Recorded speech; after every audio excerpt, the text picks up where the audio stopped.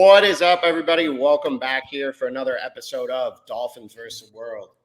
And as always, we're joined by our producer, Joel is with us, and my co-host, Anthony, is here. And today we do have a very special guest with us. And I'll just kick it right over to you, Kay. Introduce yourself from Heat versus the World. And first, he is a Cowboys fan, but take it away, my man.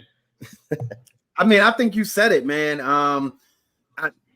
Like you said, Heat versus the World, this game breakdown, covering the Miami Heat, all things Miami Heat, of course, NBA. I'm a Renaissance man. My interests range all over the things. Hang out with me a little while, listen to me talk. You'll see that I'm not just a one-track guy. I'm very multifaceted. I may make references that nobody's going to understand until after the show, and that's fine. Or they may never get it. But either way, I think you hit the main part again, which was that I'm here as a Cowboy fan to represent us because we didn't have anybody else to send after the bloodbath in Buffalo. You can carry on, my man. Yeah. So, and for those watching, first and foremost, please like, share, comment, subscribe, all that, and go check out Heat versus the World as well. We'd really appreciate it. Happy holidays to everyone, to you guys too. But yeah, we don't know what we're gonna get into here. This is kind of our first time doing this, so join us for the ride. We'll see how this ends, and hopefully it doesn't end with any of us hating each other after, but I don't think it will. But Anthony, happy holidays again. And where would you want to start when looking at this, or how are you feeling? Well, happy holidays to everyone too. Kay, thanks for joining us. Really happy to have you on. I love your energy already. I'm excited about this one, man. I said it to both you guys before we started. I grew up, obviously Dolphins are my team that I'll ride and die with, but my mom's a diehard Cowboys fan. So unless they are playing the Dolphins, like I root like hell for the Cowboys. I want them to succeed. My dad and brother are Steelers fans. So with them being in the AFC, it's a little trickier. But Cowboys, I root like hell for them unless they're playing the Dolphins. And come on, y'all couldn't beat the Bills. I know the Dolphins can't beat the Bills to save our lives, but I was like, come on, y'all, like, please beat the Bills. And it was just touchdown after touchdown. I was like, I wanted to touch on a little bit on that pre-show, but I didn't quite get a chance to go that deep into my agony there. You mentioned, like, you're kind of like secondary Cowboy support, and I wanted to apologize to you for your primary Dolphin support, that we couldn't do anything for you guys last week. And I mean, look, we couldn't even show you a formation that worked, like a play, a formation, a get, like nothing. Like, we got nothing. I tell you what, if you want motivation of what not to do, you go look at the Cowboys tape. And then, I've seen Mike McDaniels on Hard Knocks, so I know that, he's a potty mouth kind of guy. This is what we're not going to do, is what he should say about the Cowboys tape. And I think, that's a game plan. At least, I mean, that's how you started. We shouldn't do this. Right. And you can build from there. So ultimately, I apologize for that, man. I just hope we can, show up, run some plays, get some positive yardage, maintain some balance this week, man. I know we run up against a high-powered offense, man. Y'all go and talk it up. I know. I'm scared. Chase, so if there's one thing I guess we could start off the show saying in common, is that the Dolphins and the Cowboys both have lost to the Bills. That's the first thing. But honestly, y'all scored though. Y'all scored. I think that game is like really interesting, like for a couple of reasons. I think kind of leads into the game. Like, I don't know how much you heard this, Kay, but like I was told that there was a pretty bad flu going around in the Cowboys locker room. And I think that, like, kind of at a certain point, like the Cowboys kind of were just like, look, like, the Jordan flu game is not happening tonight. Like, let's just get on to Miami. Did you kind of notice that? Like, or do you think it was like a road thing? Maybe that's another narrative out there. I don't really buy too much into that personally. The flu, I do believe, though. So you guys being football fans, sports fans, there's those certain teams like LeBron as a person, or, the Lakers, the Yankees, even though the Dodgers can't seem to get out of their own way come October, the Dodgers, it's like, we're not buying those excuses from you. As a Cowboys fan, I've been programmed to try to be realistic and logical about what happened football-wise, because if I bring up things like, you're right, Micah Parsons was sick the week before, and the clip was going around, Jerry Jones talking about sick Mike. So it's like he was sick before, So it's clear there was a bug going around, and that was the word circulating that everybody along that defense was, a little bit under the weather. So when you include the fact that you had a Bills team, they're hot. You had a Bills team that was determined to run the ball. You had a Bills team that, are physically more imposing. And you do look at Dan Quinn in the way that defense is set up, which is something I'm sure we're going to get into as this conversation progresses about, between us and about the Dolphins and Cowboys or whatever. But you look at like the way that defense plays, like they have a lot of hybrid guys who are very versatile and he could do a lot of things for you. But that's more of it's simply what it is. It's a hybrid situation. It's more of a pass situation. We can play the run, but we're gearing towards the pass. And in the NFL of 20 and 23 and, moving into 20 and 24, where it's about the pass, that's a sensible plan. But there are times, as Sunday showed us this past Sunday, what Buffalo was able to do on the ground using Cook, in all forms and fashions and spelling them every play, just enough Johnson and Murray to keep you on your toes. Like they were doing the same 4 plays for 3/4 of the game.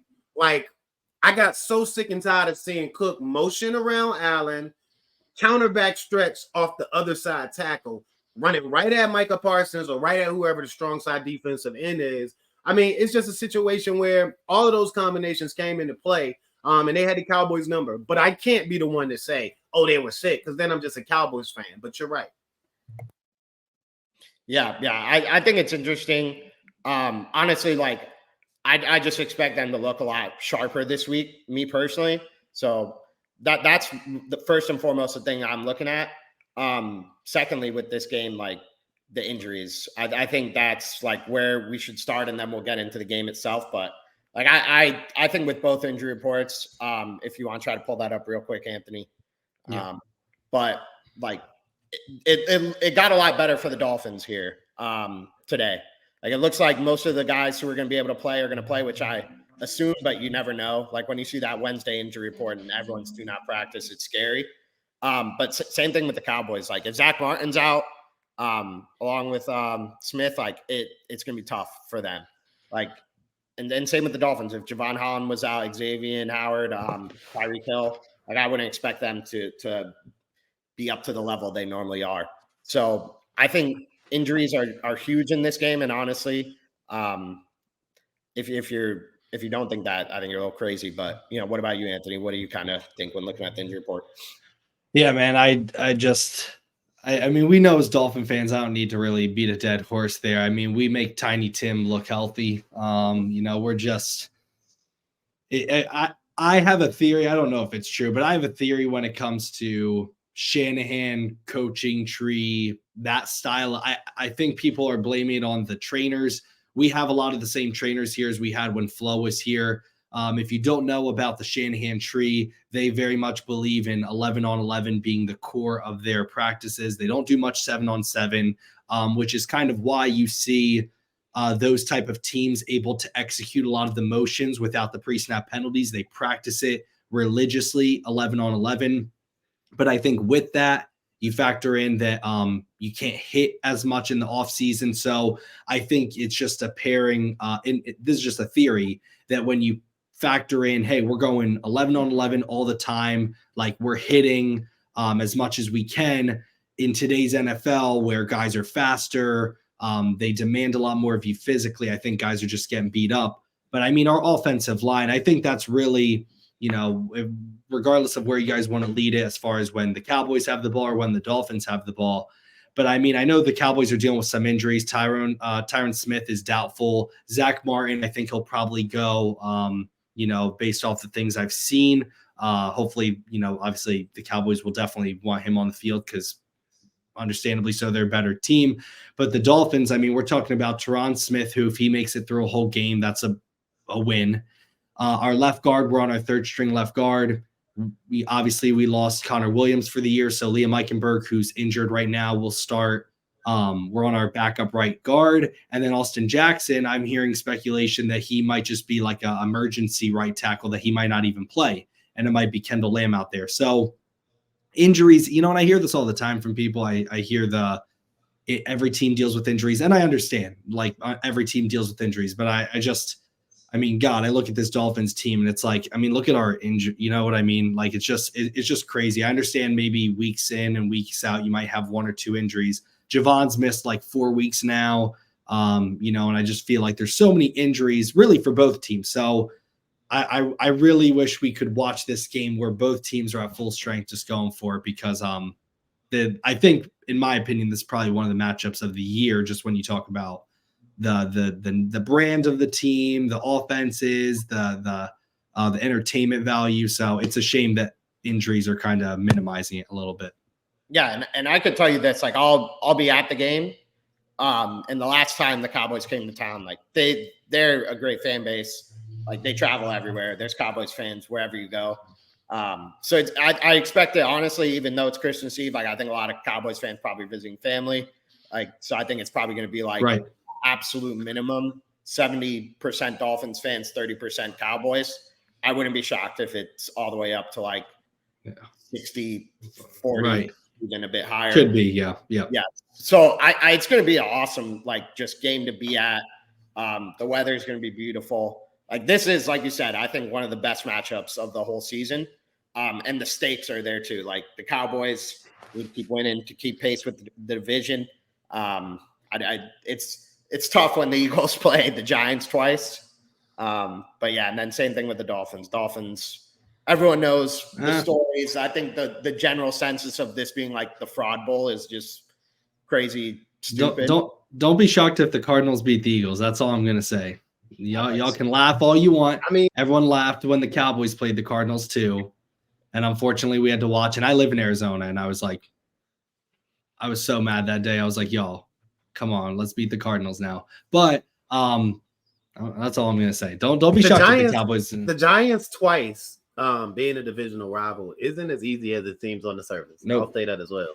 Yeah, I agree. I mean, especially in that, you know what I'm saying, in that short of a time. Yeah. Sorry, I'm just coming from it. Again, I'm rooting for if it's not this game, I root for them. So, like, hey, in order for the Cowboys to win, obviously, for those that don't know, they have to win out, and then the Eagles have to lose one more game.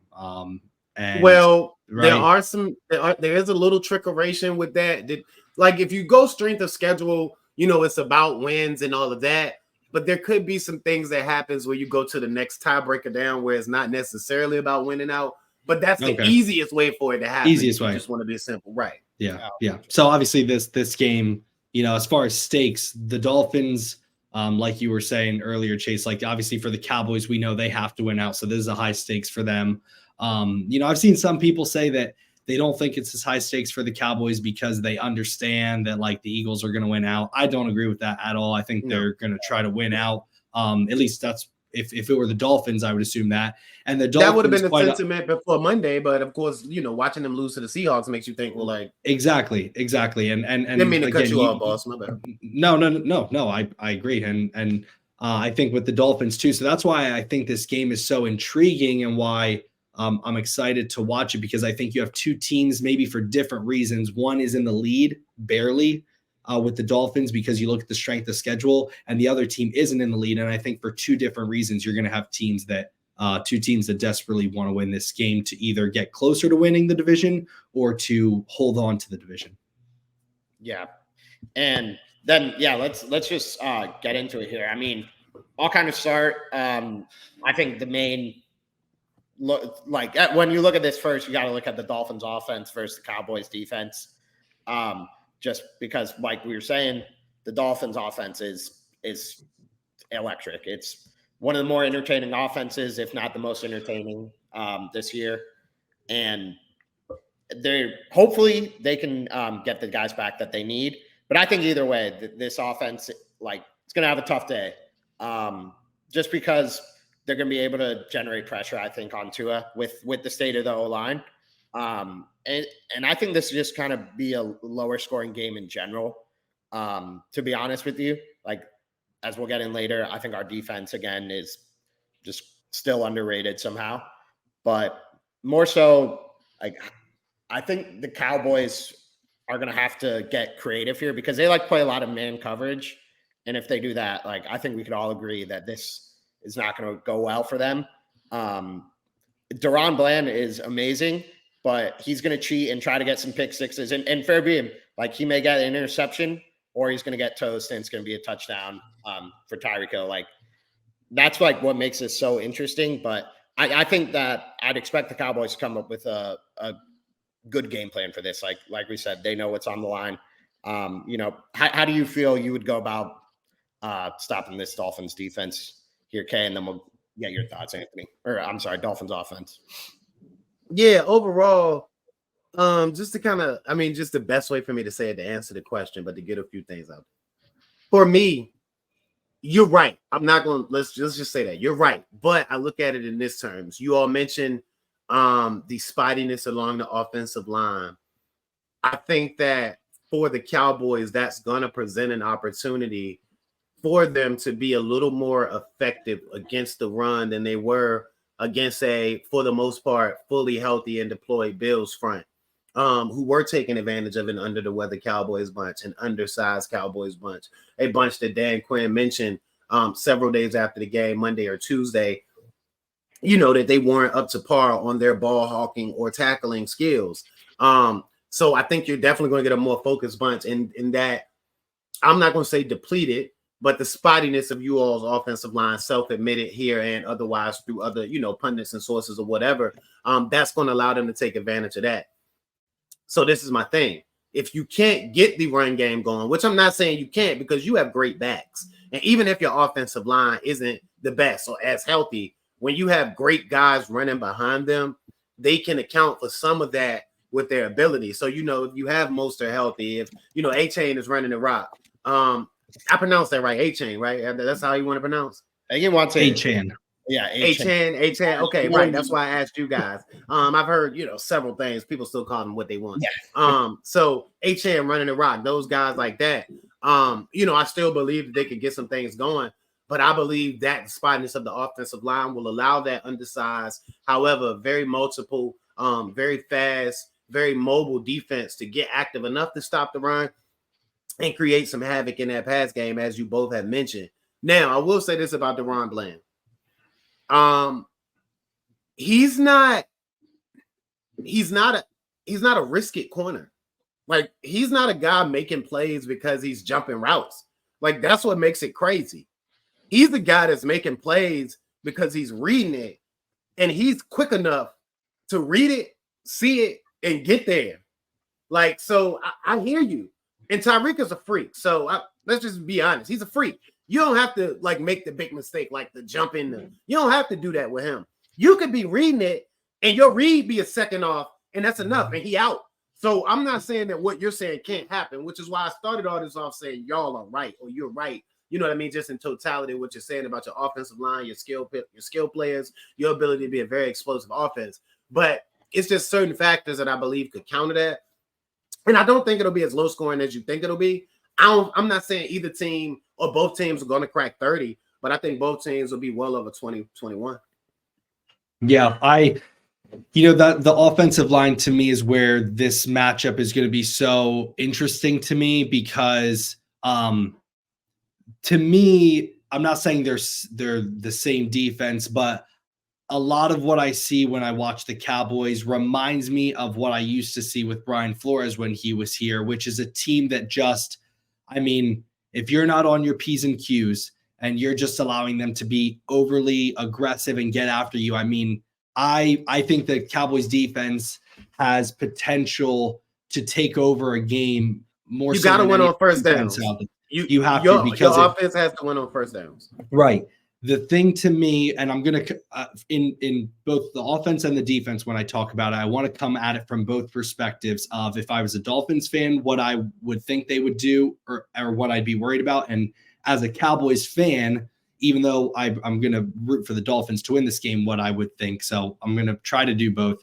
But if I was a Cowboys fan, the main thing I would worry about, if say I wasn't a Dolphins fan and I'm heading into this game, is if there is a coach in the NFL that will understand the whys and hows of what Kyle Shanahan does, it is Mike McDaniel. And typically, this is not a Cowboys thing. I've seen it as a Dolphins fan. When you have a team that does a lot of man-to-man, can be aggressive, which is obviously worked. It's not a bad thing. It can be aggressive. And when they go into zone, it is a little more basic of a zone scheme. Predictable. It's predictable. Yes. When you have that, I don't know if the matchup is super favorable to go with a team like the Dolphins or 49ers, who are first and second in using motion before the snap. Now, with that being said, as a Dolphins fan, what I'm worried about is when you have the offensive line that we do right now, and you have these, they're not big, but I'm talking about like how they play, just physical, aggressive mother effers on the line that the Cowboys do. How disruptive will that be to the timing and the motion and to his reads? Because if Micah Parsons or someone's able to get in there and just fuck something up, excuse my language, then that's going to be an issue. So that to me is the matchup, because I think that that's what I'm saying. As a Cowboys fan, I'm not saying this in a dissing the Cowboys. The thing I worry about when they're not playing the Dolphins moving down the stretch is, hey, when you face these offenses that are really complex and use a lot of motion and force you to be on your P's and Q's, and if you drop into zone, you don't necessarily have the complex enough scheme, I worry about it. I worry about what's going to happen if they eventually play the 49ers. It works because the Eagles are overrated and their scheme is like a JV high school football team. They just have a lot of great players. And so the Cowboys are able to beat the Eagles, which I was so happy they did, because they're able to say, yeah, you guys don't use a lot of motion and we want it more than you. It was clear the Cowboys wanted to beat the crap out of the Eagles. But I just worry about that with this matchup on offense. And I'm curious again, what Dan Quinn's game plan is going to be for, I'm not saying it's the same as the 49ers. I think the 49ers are a better team than Dolphins, but will he have learned from when he played the 49ers that, hey, Mike McDaniel was with him in Atlanta. He knows Dan Quinn. He knows he'll watch that film against the 49ers, and he may not replicate it, but he'll know why and what Kyle Shanahan was thinking. How it'll be a chess match, I think, between those two. And really, I think that's where this game is. I think the game is going to come down to those two rather than, in my opinion, the Cowboys offense and defense. I think that if the Dolphins offense is able to take advantage, it would probably lead to a victory. But if Dan Quinn is able to learn and disrupt a lot of the Dolphins offense, I think it'll be an easy victory, honestly, for the Cowboys, to be quite honest with you. And before we get too far off of that, and I just want to add something there. For me, if you look at it, the Cowboys want to present pressure at all three spots. It's not like it's just coming from the left. It's just coming from the right. It's just coming up the middle. When you look at Odigizua, when you look at D-Law, and when you look at Micah Parsons, they're able to hit you everywhere. It's not just a pinch. It's not just a gut. It's like we come in from everywhere. So the thing about it, though, is when you're able to take one singular aspect of your protection, if you're the 49ers, it's Trent Williams. If you're the Bills, it's, okay, our best blocking tight end and our best outside protector. And then everybody else can do those other two guys. When you're able to do that, then you have a good shot of being able to do what you want to do to the Cowboys. Now, if you look at it, of course, the Bills just decided to continue running it down the gullet. So that is what it is. And then, of course, the 49ers, they want to get, Christian McCaffrey some touches, get Debo some touches. Right. Hey, we'll throw it to IU. We might different philosophy. Yeah. Right. But the concept is, okay, we have to have one or two at max guys that can take this guy out of it. And then every time we're not directing that at him, we're shifting that somewhere, it's because we're going right at it. If you look at what San Francisco did, if you look at what Buffalo did, when they weren't putting two guys or telling Trent Williams, look, everything you got on him, it's okay, we're running right at you, because then we're forcing you to make a play, go against everything you've been taught this week about the game plan. So that's also a way of neutralizing you. So I think that, and then not every team is the Bills, one of the best offensive lines in the league this year, you have to admit, when they're deciding to run behind them. Of course, Williams is who he is, I'm saying, the 8. So it's unless you have something of that caliber to be able to neutralize Micah, I don't think it's possible to keep him from creating havoc. And then it becomes about who can make enough plays from the quarterback position. Because as you all mentioned, this is something I want to get into. I think y'all play, just based on the personnel y'all got on the outsides, I'm assuming y'all play a lot of man too, and it ain't a lot of floating. I'm assuming one stay on his side and the other one stay on his side a lot, right? It was at the beginning of the year. It's not as much. When we were doing that, it was it was a disaster. Yes, primarily they like to keep them there. They will travel, but we actually majority is zone of what we run on defense. Majority is disguised zone coverage with Fangio. Oh, really? Yeah, yeah. Majority. I mean, we run man to man because we have the corners too. Probably more than we run it more than a lot of coverage teams. A lot of teams that are based out of zone coverage probably don't run man as much as we do because we have 3 guys who can. But the base of our defense is zone. And, yeah. Okay, because I hadn't been, like I said, I've watched, a couple of big games or whatever, but I haven't really watched it to study the defense. Man, that's crazy. Because like you said, with the personnel, you think y'all do a little more man just based on what y'all got on the outsides. None of my business, though. That interests me, and that takes me to this point. With both of the defenses being able to see who could get the most impact pressure plays, and this goes back to my over 20 philosophy, it's then going to come about who can make those plays. Like you said, you got guys to take advantage of that man coverage, which goes back to making those pressure plays. But then if you're running base zone, CeeDee Lamb isn't operating or making his biggest plays on the outsides as, the outside receiver. He's making his biggest plays from the slot. So that presents your biggest problem. And I didn't mean to step on anybody's toes before you got there, but that's what I'm thinking. Yeah, I agree. Like, since Ramsey's come back, though, this defense has been night and day. I just have some quick stats here. Like, since Ramsey's return, they've been number 1 in EPA per play, success rate, dropback EPA, rush EPA. The Dolphins number 1 in everything. I mean, that's pretty impressive. And even if you want to look at the whole season long data, they're still 4th in EPA, 10th in success rate, 4th in dropback. This defense, I think, is a lot better than kind of people think, because when you look at the Dolphins from the outside, the first thing you would focus on would be the offense, just with the cast of characters. But I think this defense is the real story. And like you said, the first thing you got to focus on is CeeDee Lamb, who is honestly one of the more underrated players, I think, somehow in the NFL. He is unbelievable. They need to get him.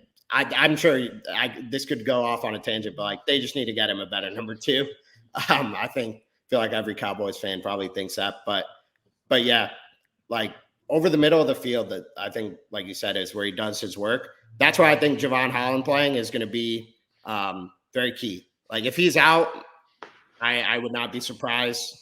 Just in terms of looking at the betting markets, Javon Holland, I think, would matter at least maybe a point, half a point at least to the spread, just because he would be doing most of the work against CeeDee Lamb. And you also got to include Ferguson, and he's been really utilizing Ferguson. That's what I was going to talk about. Yeah, right. And you mentioned and you mentioned a good point with CeeDee Lamb and his elevation, and I think that does have a lot to do with the fact that, like you all are saying, the fraud bowl. So it's everybody's looking at the competition. It's yeah, you're eating, but it's we want to kick you while you're down. And y'all experienced a lot of that too, even though, the way the Dolphins has experienced it hasn't quite been the same as the way the Cowboys have. But you know what I'm saying, how they rush to kick you while you're down. So that's why I would think that they haven't, quite crowned him, even though everybody is acknowledging that he's elevated and becoming one of those guys. It's just taking longer.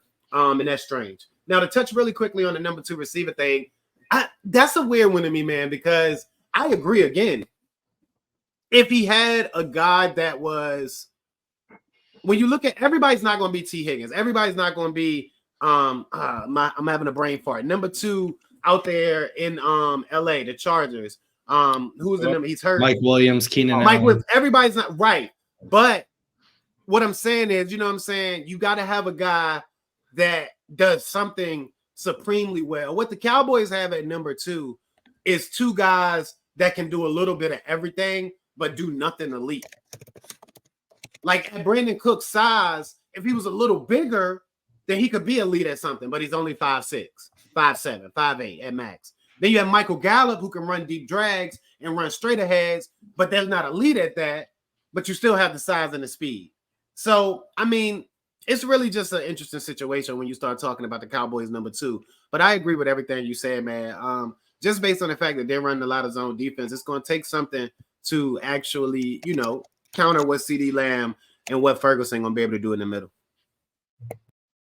Yeah, I think, for me, I'm happy you talked about Ferguson, because that, to me, especially if Javon's out, if I was a Cowboy fan, I'd be saying that's the area for the Dolphins that you need to attack. Our linebackers, we don't have Baker. Long hasn't been as good in the past, but he's been really good in the run. I don't think that the Cowboys, even though they are like a top 12 rushing team, I believe they're the 12th best in the NFL. I don't believe, if I'm looking at it, I don't believe that's phony. Yeah. That shouldn't scare you. That's phony. Yeah. But regardless, I don't think the Dolphins are one of the best run defenses, especially since week 5. I think we're top 3, if not number 1 run defense in the NFL. So that's any team, not the Cowboys. I don't really know if that's the way you're going to go about beating us. Now, the thing that worries me from both standpoints. So as a Dolphins fan, the thing that worries me is when Jalen isn't on CeeDee, what's that going to look like? Because Xavier Howard, to me, has shown me this year that he's still a good cornerback, but I don't trust him with another team's wide receiver 1. And I just believe with the versatility of CeeDee of being able to play outside and inside, I mean, are they going to travel? How much are they going to travel Jalen? And then, Ferguson over the middle. I mean, that's we've been talking about that as Dolphin fans, having a tight end that's your best friend over the middle, getting someone else other than Tyreek and Waddle.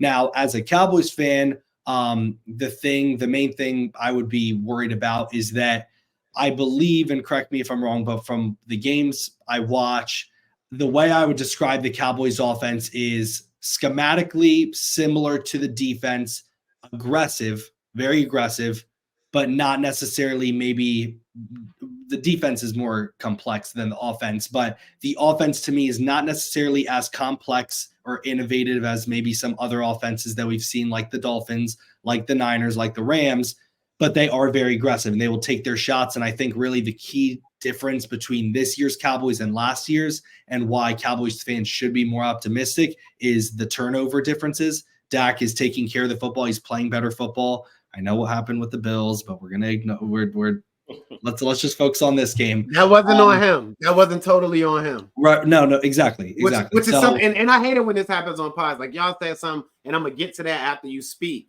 It's something that scared me about y'all. But go ahead. I want to touch on all of that. But the main thing to me that if I'm looking at this, I'm trying to be I hope I'm being objective and not like Homer on the Dolphins or anything. But for a defense like the Dolphins that is very complex, disguises a lot of stuff, shows you different stuff before pre-snap and post-snap, and does not allow big plays. That's like the MO. It's like Vic Fangio's like, I'd rather watch like my bank account go to zero than throw a deep ball on me. For a team that's like that, I'm similar to the offense of how I'm curious of what Dan Quinn versus McDaniel is going to be like. I'm curious how effective the Dolphins are going to be of limiting those aggressive plays, because I think one of the things I've always loved about the Cowboys is, really ever since I've watched it, since I've watched them, is I'm always like, they always like take shots and like they're always aggressive, and there's always like 20-yard posts over the middle and 15, 25-yard crossers over the middle. Like every year I watch them and I'm like, man, they make it look easy. So I think if you're able to contain that and kind of make them play a more conservative approach to the game, I think there's a path there for the Dolphins to have success. But we are talking about two offenses, the Dolphins and the Cowboys, that I believe right now are 1 and 2 in scoring offenses. So certainly a lot easier said than done for either defense. You brought up a good point, and that's what I was telling you I wanted to touch on. And I'm glad you went back to it in a way or form. The way that the Bills beat the Cowboys last week was they, first of all, disguised what they were doing. What they did pre-snap was not what they were doing post-snap. Yeah. Secondly, they did a lot of zone blitz. They were zoned on the back end. They would disguise it a lot in the middle, even though you might have one guy in a dog dropping out to a heavy zone out top and the other one blitzing, or you had total zone underneath, and that fabulous rush was just killing cats. So that takes me to this point. It's all about the pressure that you all can create under your zone defense. So if your zone defense can confuse Dak enough to make him hold it long enough to get your pressure there, then you're absolutely going to be able to have success. But that's the thing. This isn't the week for that to be your strategy if you're the Dolphins. And I say that to say I'm not saying that it's 100% success that this is going to happen.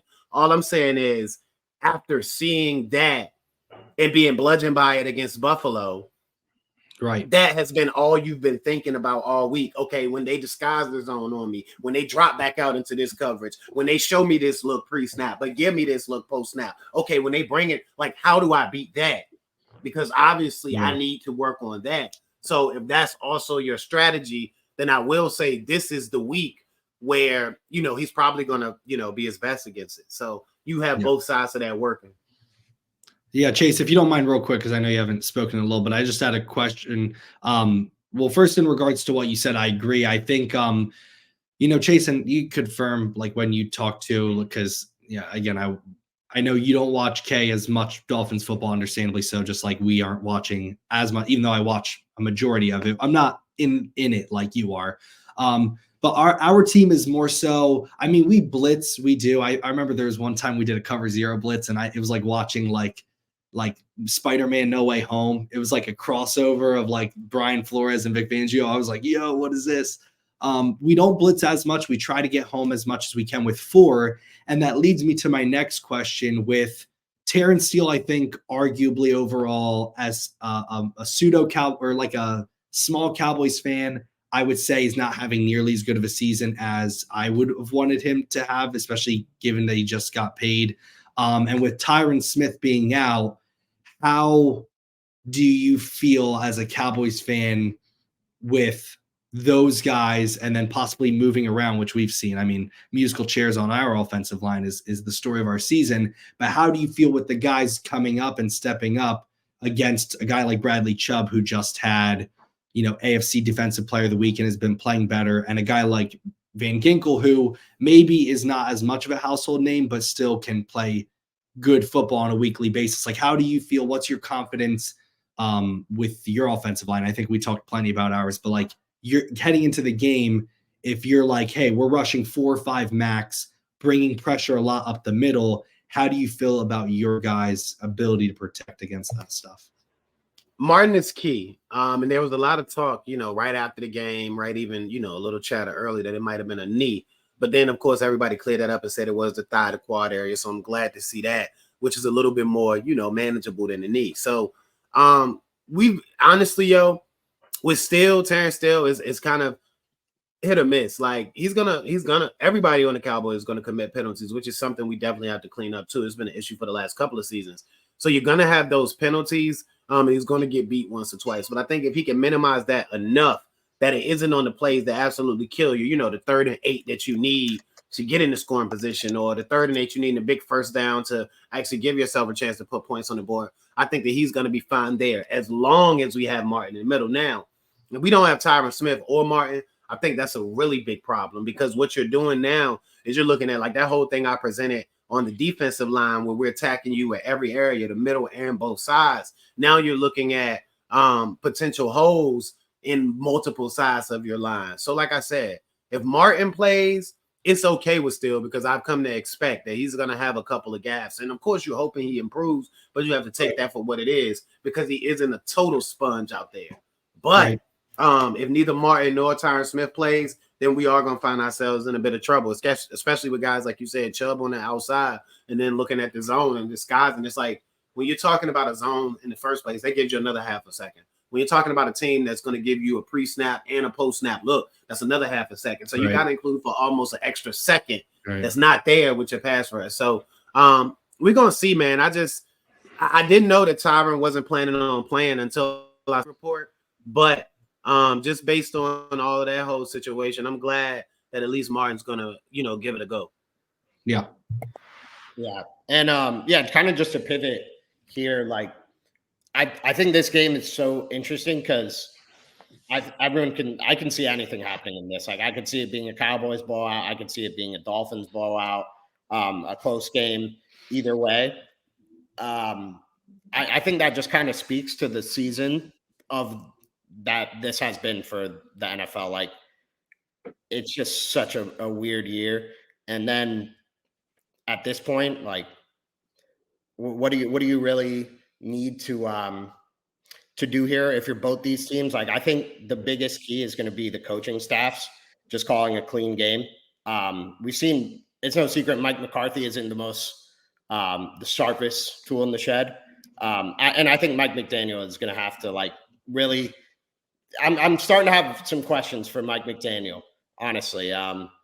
He's a genius for sure, but his in-game management, like it's not where it needs to be now. So I think that could end up costing like one of these teams a game, like a timeout here. Yeah, I think it was really going to be close and like it could come down to not shocking a field goal.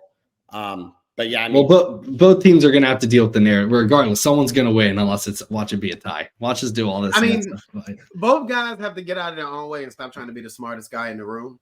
Okay, yeah, I see that. Yeah, that kind of. I know that's what happened with McCarthy a lot.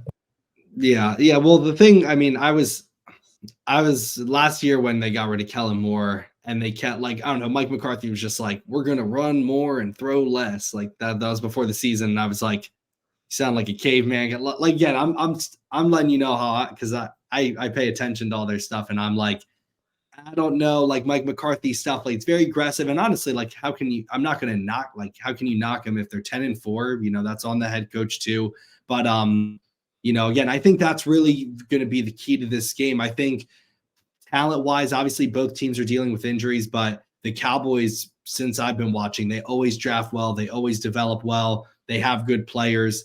I know it hasn't necessarily paid off when it comes to like divisional round and playoffs and stuff like that. But I think talent-wise, I don't look at either team being like, man, there's a huge talent gap. Like I look at both teams being very talented.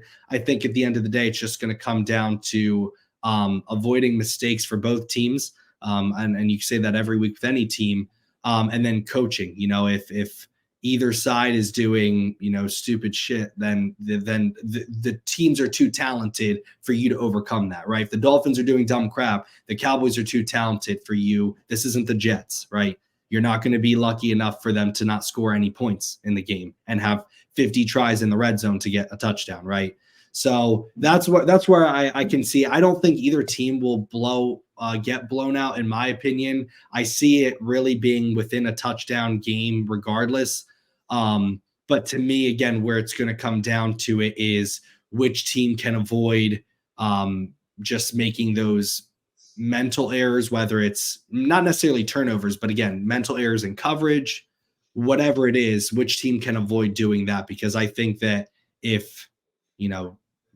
think it's so close of a battle talent wise that that's really, to me, where, and it could come down to a field goal, right? I don't know how good how you feel about your field goal kicker, but I don't feel good about mine. So it might come down to a field goal and something. Aubrey's only made like 37 straight kicks, every kick since he came into the league. Yeah. So I mean, and he's good from like 60. And he's good from like 60. And on that track y'all got, we can probably say 65. Yeah. Now I will say what's the, I think that's been something that I know other people have talked about is the Cowboys playing on grass versus the turf. Obviously with a team that, and it's not the Dolphins, but a team that is very aggressive, very fast, get to the football. Like, are you worried about the impact that it's going to have of playing on grass, of slowing the team down slightly? Obviously there's been the Cowboys record at home versus on the road. What's your confidence in that of your your defense? I would say it's mainly like your defense going against our offense with that slowing down slightly naturally that happens when you play on the grass. I don't think, because they have so much speed and they play with so much aggression, maybe slowing down might help them, honestly. But I don't think that that's going to be an issue because of the similarity of the styles. And I'm being honest there. When I say, if you think about it, just based on all y'all said, y'all want to do it with the zone, but you want to give your pass rush enough time to get there. The man isn't going to hold his own enough, but that's because the pass rush is a little bit more aggressive and supposed to be a little faster. But then basically it's, can we make enough explosives and make you make enough mistakes in what you're trying to do to get behind you? And once we do that, our defense just becomes even more aggressive. Yeah. So for me, it's not even about whether the defense, you know, can keep up with the speed. It's about whether they don't allow themselves to get mentally beat, because they have the talent and the ability and the versatility to make up for those mistakes. Now, the home and road thing does bother me. I will be honest about you. I mean, be honest about that, especially considering anybody's going to have to go on the road and play San Francisco. I was looking at the brackets earlier today, and I'm hoping that, you know, the Rams or maybe even Detroit, you know, go and knock San Francisco off. I'm, you know, just hoping that. Anyway, neither here nor there. But, I mean, you got to win on the road sometime, man. Why not this week? I mean, the Dolphins, I think we're both, like I'm alluding to it again, the fraud bowl. I think we're both in a situation where people are saying, you know, they haven't seen us beat anybody, but we have a chance to beat each other this week. So, yeah, man, I just think it's about trying to finally get one on the road, and what better opportunity than this one. Coming off of that poo-poo, I mean, just awful, just obliteration last week. This is the time to do it. And I was telling somebody earlier today, yes, this could either be one of two things. If they come out and they show their tails and they absolutely do what they're capable of doing on both sides of the ball, then you are so happy that last week happened, because it's like they got the message. Like, we got to be tough. We got to bring it every week. We got to man up. But if they come out and they look remotely, you know, disinterested, closer than they did last week, then you're like, oh, Houston, we got a problem, a whole problem. I don't care what happens from this point on. Even if they're in the playoffs, there's nothing good going to come of it, because they've been totally exposed. So I think this week is a crux week for us. I don't know how y'all feel about it, but as a Cowboys fan, we're really going to see what we should be expecting for this team down the rest of the stretch. Yeah, for me, like, what I'm expecting, what I want to see out of the Dolphins is just a competitive game. Like, I don't think this is the biggest. Like, if they lose this, I think they'll be okay. But you want to see, like, them just respond. Like, they know what's being said. Like, it's no secret. I mean, you saw in Hard Knocks, like, after the Titans, like, they know what's going on. Like, they now can't deny that they know it. So I know that they feel like they have something to prove here. And like you said, what better time to just do it? I think what both these teams are going to suffer from, like, whoever wins, it'll just be the narrative, and it'll go from, like, they haven't beat anyone good to, like, well, they only beat the Cowboys, or they only beat the Dolphins, who haven't beat anyone good. Right. They'll say they only beat the Dolphins, who are the Cowboys of the AFC, or vice versa. And it's like, okay, what do we say? Before we beat the Eagles, right? It was, well, who have they beaten? And now it's still, well, who have they beaten? They lost to this person. They lost. Well, nobody's mentioning the Eagles no more, who were the Super Bowl favorite up until 2 weeks ago. Well, that was with Tua and Tyreek. People said, you know, Tyreek's going to suck without Tua, and then he actually ended up having his 2 best years of his NFL career with Tua. Not saying that, like, Tua is better than Mahomes. I'm not trying to say that, but he ended up actually being good still, because Tua's, like, doesn't suck. And then people were like, well, Tyreek's making 2. It's like, wait, you said Tyreek was going to suck all of a sudden, and now, because I don't know. Anyway, that's people. I don't care. At the end of the day, let's just get to the playoffs for both teams, and I think both teams will. If I'm a Dolphins fan, if I'm the Dolphins, I'm trying to win this week and next week, because I'm going to let y'all know real quick, I have little confidence in us beating the Bills week 18. I just don't know. I got that feeling in the pit of my stomach. Why so? Why so? Just because I think that with the injuries, with the Bills, they're going to have probably more momentum. I mean, they could play their practice squad against the Chargers on Sunday and win 20 probably. So, like, they're just going to have a lot of momentum, and then the story of, like, hey, if we beat the Dolphins week 18, if they lose one of these 2 games, we could win the division. I'm just worried about it. I'll just say that. So I think for the Dolphins, Like, I don't think the Ravens are as good as people think. Just me personally. And the Cowboys game is going to be very tough. But again, if I'm looking at chances of us winning, I would give a higher chance to us winning by like a field goal against the Cowboys than beating the Bills for the division. But the reality is that's the only way for the Dolphins to beat the division. We have to either win the next 2 games or lose out and then just beat the Bills. So I was about to say, isn't there a situation where that Bills game though could be win or go home for both of you all? It could. It would be a lot of stuff. A lot of teams would have to win. Like the Colts would have. It would be more so a winner go home for the Bills over the Dolphins because of our conference record. The Dolphins, like in the AFC, we've only lost 2 games this year. The Bills have lost like 3 or 4. So it would help them win the East. But that's what I'm saying. Like for them, it'll probably be more of a win or go home game. They'll be like, if we lose this, we're out of the playoffs. There's that. But anyway, I'll give my score prediction real quick. I think it's going to come down to a field goal. I talked myself into it. And when there's 2 even teams that I like, I'm going to go with my Dolphins because I'm rooting for them at home. I'm going to pick them to win 27-24 against the Cowboys. Good game, though, I think it'll be. Yeah, and I'll real quick just give mine. I think it's going to be close. I'm going to have it just as a 2-point game here. So it's not exactly a field goal to come down to a field goal at the end that I both kickers I feel like are just due for a miss. But yeah, I don't know. Theirs is really good. I kind of want them. All I want for Christmas is a new kicker and offensive line. Okay. Yeah, I think this is honestly for both teams like just it's a tough matchup, but that's how it's going to be. Like these for what anyone wants to say. Like you look at all the data, everything. Like these are 2 teams in the elite tier. They suffer from how good San Francisco is because they're so much better than everyone else that it looks like these teams, like both of us, are not on their level. But yeah, I mean, this is big time football. Maybe a Super Bowl preview, hopefully. I'd make a lot of money if that happened. But so and probably, obviously watch the Dolphins in the Super Bowl #1. Yeah. Real quick, Kay, before you go, I think I just thought about this, like, because Cowboys are going to have to see the 49ers again, probably. I think the Cowboys, it's going to be them.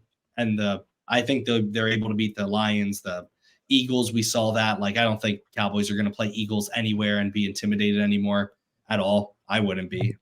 Should have beat them in Philly. But Rodrigo Blankenship tackled Shoemaker on the 3-yard line. Dak and the guy checked in 3 times, but they still called a touchdown back. I mean, no, they should have beat them twice. So I think this game it has nothing to do with the score, but I think regardless of win or lose, this is going to be a great game for the Cowboys to kind of try out maybe some answers to a lot of the 49ers motions, because they're going to see, again, how they go about it is different. We are more pass happy.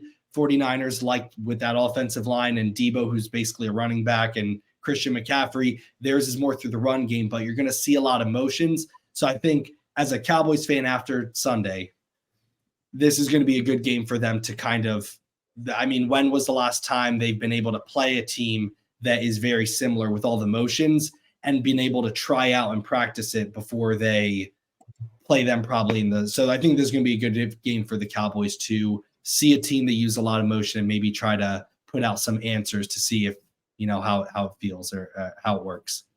No, I agree with you, man. And I think I mentioned that from a Bills perspective too. If you look at how they attacked them on defense with, like I said, a lot of the disguise and a lot of zone on the front end and putting pressure on those first 2 levels. I mean, a lot of zone and stuff on the back end and then putting pressure on those first 2 levels. I think it's going to give them an opportunity to test out everything that I mentioned on that aspect, as well as, like you said, the whole Shanahan of it all, like seeing all that eye candy going in the background, but staying disciplined, or at least staying disciplined enough to be able to see the right key evolve to make the right play, or at least get yourself in the area of the right guy. Because when you're talking about this offense, you can't think that you're going to totally shut it down or stop it behind the line for every play. If I hold you to 2 yards per play, or if I hold you to 3 yards on 3rd down and not 7 or not 5 or not 6, simply because you outflanked me or out leveraged me, then I've done my job. So everything you're saying is true, but I think it's going to give them that opportunity to, not only test everything they should have learned last week, but also test the things that they should have learned about San Francisco that they've been adding from San Francisco.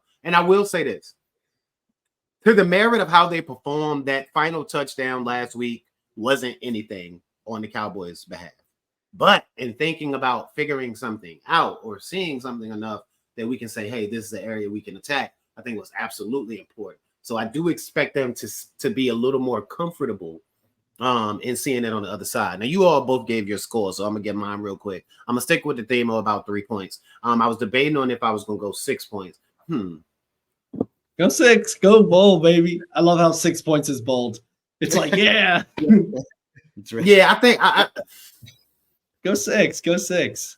You know what? 33. Yeah, I'm gonna go 6. I'm gonna go 6, man. 27-21. Cowboys. Okay. Like it. I think it's, I think we up by a field goal, and I think, y'all scored a touchdown hoping for a stop. And instead of running the clock out, we leave y'all 20 seconds after Aubrey kicks another one through the goalpost, and we walk out of the thing with a 27-21 victory. What kind of fans would we be if we didn't? I mean, especially it's not like y'all. Honestly, this wouldn't be a good show if we came on and right. the It's Cowboys not like and I'm picked picking the Dolphins. Yeah, like it's not like we're playing the Niners or a team that can we admit this though right now, and I think they can be beat. It's still going to take some improvement from a lot of teams, like from what they put on the field the last couple of weeks in the playoffs. But we can agree now that the Niners should be the favorite, right? Yeah. Okay, cool. So I'm not tripping when I say it's not like either of us are playing the Niners where we have to come on here and be like, when we make it, we're clearly making some shit up. If two we, good teams, you know what I'm saying? we could see it. We're two good teams where we could see us winning and losing. That's all I got. It wouldn't be the most Dolphins and Cowboys thing for us to pick the Cowboys though, and you to pick this. I feel like that would be very just like y'all scare me, bro. Like y'all can score points, and that always scares you when you can't stop the run, because it's like if y'all ever get up 14 points, y'all can run. And then as soon as we get ourselves in position to stop the run, play action, and Tyreek hit his head on the goalpost. And then what's Sunday night? What's Sunday night football? The big okay. Oh my God. San Fran, Baltimore. No, you're joking me that Sunday night football this week is Patriots Broncos over our game? I know, and they didn't flex it. It's just crazy. Oh my God. That's not Christmas night. Oh, snip. No, yeah. No, Christmas I get Ravens 49. Christmas actually has that's really the only good game. No, I was confused, but you're right. It is on Sunday. That's Christmas. Thank God I have Sunday ticket, because I live in Arizona, and the only place in the country showing the Cardinals Bears game is Arizona, and the whole entire state. So like how are we not Sunday night football? I don't know. I felt like a couple of weeks ago living in Virginia, and I think I can't remember who the Cowboys had, but Washington was playing in the 4 o'clock slate when they usually play in the 1 o'clock slate. So the only people showing Washington was Virginia. So I would have been so mad if I didn't have Sunday ticket, because I'm like, literally Illinois and Arizona. If you don't live in one of those two states, you're going to get to watch the game. And of course, I live in one of those two states. So right. Be able to watch it still though, but it should be Sunday night football. I don't know. That's stupid. That's not. 100%. Cowboys always play on Sunday night football. It's like, hey, who's what? Like America. But I was about to say that's another thing though. The league has a lot of more leeway with a lot of teams and a lot of networks, but networks are pretty dickish, excuse my French, about you taking the Cowboys away from them. So who has the game on Sunday? I mean on Saturday. Yeah, who has the Cowboys game? The Dolphins game? Fox. Let me look. CBS. Oh heck no. You're not getting it from CBS or Fox. Like you're not taking that thing and taking it to NBC, not the Cowboys. Yeah, right. I believe it is. Who's calling the game? Is Romo calling the game? Oh no. Thank God. I'm sorry. I liked him when he was playing, dude. I can't. That must have been hard for you last week with him calling the Bills game. That must have been hard last week. I was a big time Tony Romo guy, man. I'm not even gonna hold you, but I don't let his commentary. I don't watch enough CBS football for his commentary to bother me. Just against the Bills. It's just the Bills. It's just the Bills. That's the only issue I have. Because I'm a Dolphins fan. I'm right. Like as a Dolphins fan, imagine if every time he watched Jalen Hurts, it was like Jalen Hurts throws it behind the line of scrimmage, and he's like, "Now here's why that's a great play." And you're like, "Oh my God!" Oh no! Bro, so I did hear this one. They were like, every time, Zach Wilson, an example, he might make 3 good throws a game, if that. But every time he makes that throw, Tony Romo said something like, "Now that's why he was a top 5 pick." Yeah, dude. And then Tua will throw like a 65-yard pass, and he's like radio silent, and it's like, okay, I got well, I mean, you gotta understand my same ire because like he, and here's the thing, he talks good about Dak, but it's almost like it hurts him sometimes. Well, so he's trying. I can understand him trying to be fair because, like, I played for the Cowboys. I'm trying not to be a homer. Exactly. You could tell, yeah. But Troy Aikman does such a good job, man. Take a note from Troy Aikman. Yeah, that's how you do it, Tony. That's how you do it. Because I mean, I'm sure Dak has like a direct line to Troy Aikman. Like, look, man, you know what I'm saying? Yeah. Anyway. Well, just wait for our third play of our first drive. Just so that's. I'm saying that's Dak. Calling Troy Aikman. I'm about to say, do I need to make a call to DQ? Could y'all imagine? Yeah. Apparently Mike McDaniel did that. He has a friend that's a comedian, and he went on the Rich Eisen show. This is the last thing I'll say. And apparently he was like, he like told him like, "Hey, what's your first play going to be?" And he's like, "Raheem's going to run it to the left for 85 or 80 yards." And it was the play against Cleveland where Raheem they ran outside zone stretch to the left, and Raheem took it like 75 yards, and he called it like 4 days before. He was like, "What's your first play?" He's like, "I can't tell you." He's like, "Dude, just tell me." And he was like, "We're going to run to the left with Raheem." And they did, and it's a touchdown. Anyway, so that's all I have. I need to go back and study Hard Knocks this week, huh? Yeah, he won't say anything on that. Place my bet. First play from scrimmage. Yeah. First play from scrimmage is going to be a toss to the right. For who? Dolphins. Toss. Okay. All right. Yeah. All right. Yeah, I think last thing, and then we'll just wrap up here. But I think you're going to learn a lot about both these teams this week. Like this is going to be a game where like you'll end up, knowing who, if either of these teams have a chance to compete for a Super Bowl. I think that's one of the more exciting things. Like at the end of the day, as long as this is a competitive game between two teams, like I'd feel good about both these teams making a run here. But yeah, Kay, you got any closing thoughts here? We'll wrap up. I mean, yeah, man, I appreciate y'all for having me. Of course, you can follow me at K_say_K on Twitter, or X or whatever you want to call it. But I think as far as the football goes, man, you just said it. We all touched on the ramifications from an actual football perspective. We're trying to win division, maintain that seeding, kind of navigate, have more control over the path that we're going to take to possibly get to a Super Bowl.